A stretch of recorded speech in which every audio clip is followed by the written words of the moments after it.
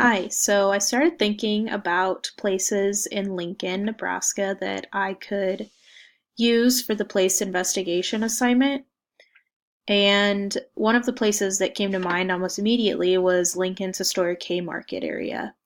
I know there's a lot of history that has to do with the area. I don't know what the history is, but I also know that there's been a lot of changes to the area as well over the last few years, like maybe the last 6 years, because it's been changing since I was a freshman in college, and that was in 2013. I think to investigate, I will probably visit downtown in the Haymarket and just kind of try to take it in a different light.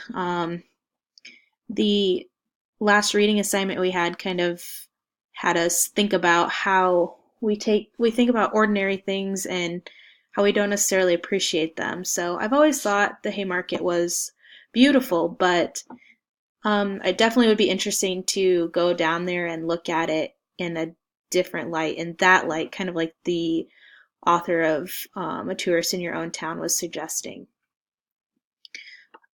To find the history of the area, I will probably use the internet mostly, but I go to the library every day to study, so I might also try to see if the local libraries have any information on the Haymarket.